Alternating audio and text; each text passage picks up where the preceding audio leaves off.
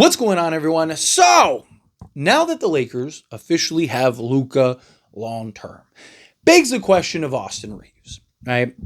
Now, I like Austin Reaves. I think he's a very good basketball player.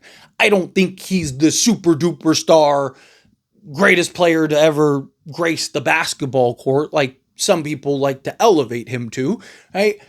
But I think he's a very good basketball player. However, the moment the Lakers traded for Luka Doncic, the question became, does that make Reaves redundant? Does that make Reaves expendable?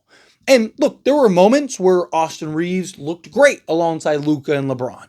There were times where it looked a little awkward and a little bad, especially come playoff time where he had to play more off ball and it went more to a Luka and LeBron game. And, Austin Reaves didn't help that he didn't play well, right? So it's kind of hard. Like, was that an outlier or was that something to expect regularly, right? I think he should be criticized a little more for that performance than he was. I mean, look at D'Angelo Russell, for example. I mean, everybody was willing to just grab their pitchforks and their torches because D'Angelo Russell laid a dud, but people are talking about Austin Reaves. And that wasn't his first playoff series where he played poorly, right? Like, go through the history, go through the games. He's played as many bad games as he has good games in the playoffs, right? He hasn't been the most consistent in the playoffs outside of that original playoff run, right, where he really emerged. But even that, the Warriors series, he was not great in that Warriors series. He was getting busted up by Klay Thompson, and there was a lot of like, oh, now you're playing a real team, playing the defending champ. Like, things, again, I like Austin Reaves, but there's real questions, right?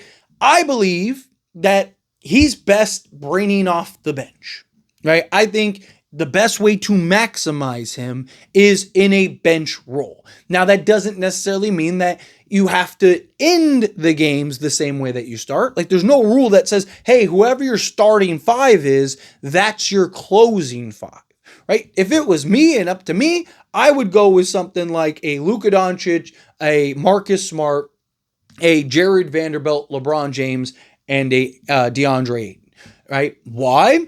Couple reasons. One, you get that defensive balance in there. Two, Luka Doncic, dating back to Dallas, we know he's the kind of guy that wants to drop 30 in the first quarter. Like, half of his field goal attempts happened in the first quarter, right? He wants to kind of demoralize teams early, and it kind of uses the first quarter to kind of, navigate how his game is going to go, right? So to me, let Luka be Luka in the first quarter.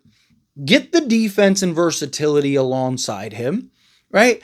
And then that way, when Luka is cooking, you can really create that separation. You saw last year at times, there were games that Luka dropped 20, 25, but you didn't create the proper separation that you wanted to see for Luka torching teams the way that he does, right? But the games where he's having his struggles early on, you have the defense to keep the gap closed, right? So I think either way, that makes the most sense. And then now Austin Reaves and ideally Rui Hachimura both come off the bench to give you that scoring punch. And you could also play Rui in his natural position of the 4, right? So you go with the 5 that I mentioned. You have, at the 5-minute mark or 7-minute mark, LeBron goes out, Rui moves in, then Luka comes out, Reaves comes in. Right now you have that better balance, and you can bring in Jake LaRavia and all these other guys, right? And now you can kind of have this versatile kind of rotation, better balance in the starting and bench unit. The other thing is just the Austin Reaves situation that the Lakers are in, right? Austin Reaves, I mean, he can make as much as $50+ million a year. It's a lot for Austin. He's not worth 50. I don't care how good you think Austin Reaves is. He's not a $50 million a year player. He's not, right? But he very well could get that. And if the Lakers don't want to lose him for nothing, it's very possible that they may end up having to pay him that, right? Like, Austin Reaves might take a discount to stay with the Lakers over another team, but he's probably not going to take a $20 million discount if another team especially is willing to pay him $50+ million. And you might think, Tyler, no team in their right mind is going to pay him $50+ million. Don't be surprised. There's a lot of bad organizations that make bad decisions that would love to take Austin Reaves away from the Lakers, right? Like, so my concern is that if the Lakers do end up having to do that and do end up having to pay Austin Reaves, like, there's a good chance that he becomes a player that you can't even trade because teams aren't going to want to pony up to do that and bring him in, right? At 50 plus million. At least the pool is very small. And are you going to get the value? The problem with trading Austin Reaves, though, is it's hard to get the real value that makes sense for the Lakers, right? His contract was great the last few years, but now where you're starting to get in that territory of like, what do we do here? It hurts you, right? Because, let's say an OG Anunoby, just a name for example, right? Right now, Lakers can't swap OG for Austin Reaves, even if they wanted to, right? So now the question becomes, is Rui and Reaves worth OG, right? Plus whatever other filler, right? Like now it's like, and a package for assets, say a team is willing to give us, let's say Portland, right? Let's say Portland's like, hey, we'll give you, Matisse Thybulle, right, to clear off some salary. You bring in a guy, just a body to replace him. We'll give you Matisse Thybulle, and we'll give you 4 first-round picks. Does that really make sense for the Lakers? Especially when you're trading your best player, like trade-wise? Not like best player on the team, best player trade-wise that you're going to trade. Right? Like Lakers aren't in a, hey, let's rebuild, or, hey, let's have these assets. Right? Like if Giannis is coming and you need to make that trade, then sure. But also, what does Milwaukee want? Would Milwaukee rather have Austin Reaves, or would they rather have those random 4 draft picks, right? Like there's so many things that kind of go into this that become questions, right? There's so many things that the Lakers are going to have to kind of figure out and navigate with Austin Reaves. Now, again, I'm not against trading Austin Reaves, right? But it has to make sense. Right? I don't ever want to see the Lakers trade Austin Reaves just to trade Austin Reaves. Again, he's one of our most valuable assets. So you have to wait and be patient with that to really maximize and find that proper trade. Right? The last thing you want to do is trade your best tradable player for something that doesn't really make sense. Right? Like I talked about in past years, right? Like I'm not trading Austin Reaves for like a Colin Sexton or something like that. Right? Now, if you could have gotten like a Herb Jones or something, then okay, maybe that's different. Maybe that's a different conversation, right? But again, also what do teams value Austin Reaves at? That's the other thing. Right? You look at like a Desmond Bane situation and it's like, okay, that should be kind of comparable, but how many of those assets were for KCP?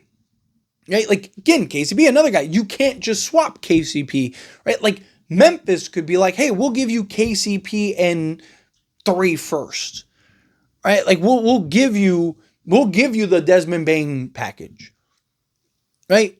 Can't do it. You'd have to add something else, and it's not as simple as like Dalton Connect. No, you'd have to add in like him and like okay, Gabe Vincent. Okay, maybe you look at it like Gabe Vincent's nothing, but do they want Gabe Vincent? Does that make sense for them, right? So even trading Austin Reaves can get a little tricky, right? So the question becomes like, what do the Lakers do? I think at least right now you have to be patient with this situation. I don't think you rush and jump the gun. I do think bare minimum, 1, I don't think the Lakers actually trade him. I want to be clear there. 2, I don't think the Lakers actually bench him. I want to be clear there as well.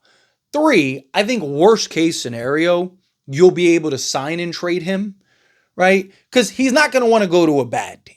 He's not 22, 23, where it's like, hey, I can go there, rebuild for a couple of years and be good. No, he's older by, the standard. So he's probably going to want to go to a team where he feels like he has a chance to win a championship and contend and play, right? So could you maybe work something like that out where, you're pulling off some type of sign and trade, you get a team that's disappointing, right? Like it's just, again, it's hard to find the value, right? I am all for trading Austin Reaves. And it's not that I think Austin Reaves is a bad player. I have my concerns about him, LeBron, and Luka. Now, you might argue, okay, well, LeBron is going to leave in a year or 2, right? So it'd be good to have Reaves and Luka. Okay, the problem is, again, you have to pay him. So you're paying him on a maybe rather than paying him on a, okay, like if LeBron left this offseason, and you had this year to kind of look at it and figure it out, great, because now you can make an educated decision, right? But that's not the situation you're in. Austin Reaves, you're going to be basing him on essentially as the third option that's going to move up into the second option and on many nights be your guy. And it's one thing to, in spots, have to do that. It's another thing when you have to do that nightly, game in and game out, night in and night out, right? So the problem is that, like, yes, even if LeBron leaves, like, oh, hey, we'll still have Reaves and Luka. Beyond all the concerns of just, the lack of defense in your backcourt and all that other stuff, remove that for a minute, right? You're hoping that works out, but you never actually get the sample size to know if it does.